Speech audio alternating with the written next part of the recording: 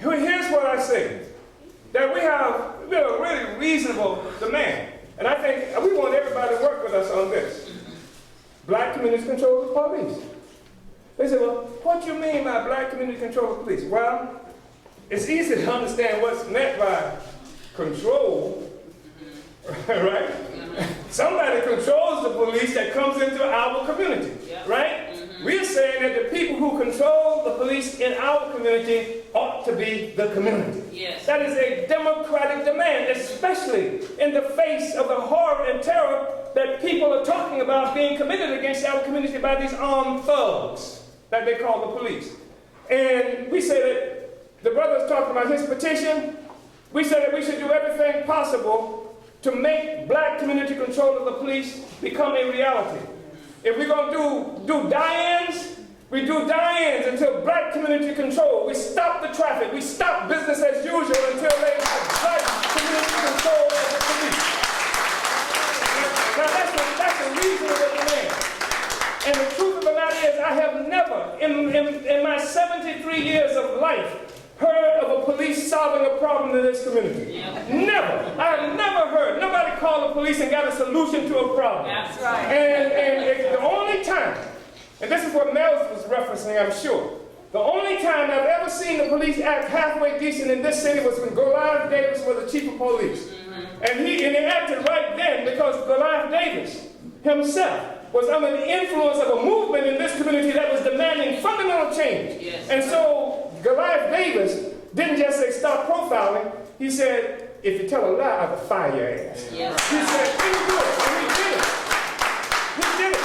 He said, if you disrespect somebody in the community, I will fire you. And he did it. Yeah. He fired all the thugs who had reputations for brutalizing people, and he fired them. Yeah. So just to have a policy doesn't mean a damn thing if there are no consequences to having policy. Yeah. One. Two, we've seen a situation where there could be some modicum of respect in the community as it relates to the police. Only time I ever saw where a black cop didn't have to be ashamed of being a policeman was at that time when Goliath did it and was over it, and they had a relationship to the community. So we say that the way forward is for this community to control the police. That seems to me to be quite reasonable, responsible, democratic demand that everybody should unite with. That's the way forward.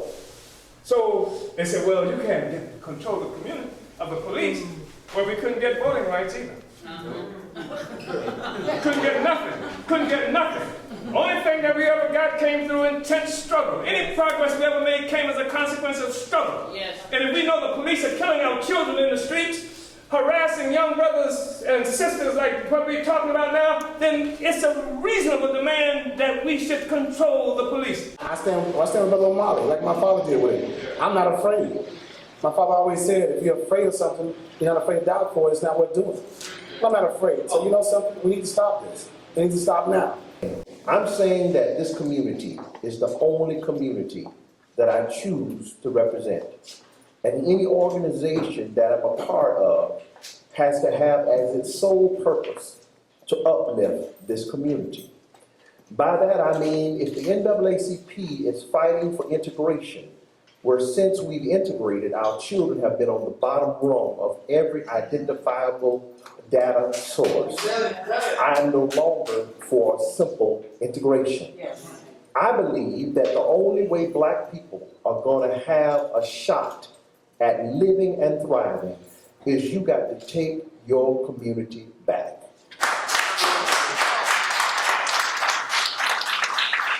Let me make it abundantly clear. I'm not against whites. I don't paint people with a broad brush as it's done to us. I'm simply saying that we have got to stand up and declare by any means necessary that you cannot come in this community and do what you want to do in the name of law and order and escape this community without punity. You know, we talk about different laws. There are different laws for whites and blacks. You know, we talk about the young teacher, 3 years ago? He had 4 black kids, killed 2, went home. Her father had her clean the car. 4 days later, she turns herself in. And guess what? She has no charges. The father didn't even get charged for accessory to crime. So yeah, there are different laws for different people. And we've got to stand and stop this. Because if we don't, it'll keep going on. It's like that bullet that beats you up every day. Until you fight back, you'll get beat every day. For the long-term struggle. And I think we should do all, I want the actions. I love the actions. I believe that we have to confront them. I believe civil disobedience is something that we have to be engaged in. But I think that we should target, in terms of reform, that we gotta control this police force. Yes. They need to be answering to why black people can't control the police in our own communities. So I'm offering this as a way that we can move forward. This becomes our strategic goal. You know what I mean by that? It's like layaway.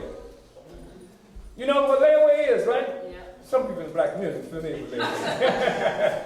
When you want something in the store, and you don't have enough money to get it right away, you go and, what did we say? What you say? Put some down on it, right? That's what we put some down on it.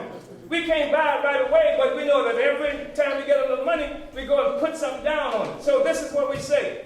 We put it on layaway. Black community control of the police is what we're shooting for. Yes. And in the meantime, we might be able to do all this other stuff, but black community control is our objective in the whole community, and all of our friends should be united with black people controlling the police in our communities. Sunday's forum at the Uhuru House in St. Petersburg represents a model of how African community organizers throughout the U.S. can define our campaign for black community control, mobilize our community and supporters, and expose our enemies. To receive Black Community Control Campaign training and organizing materials, contact the International People's Democratic Uhuru Movement at 727-914-3619 or email info@inpdum.org.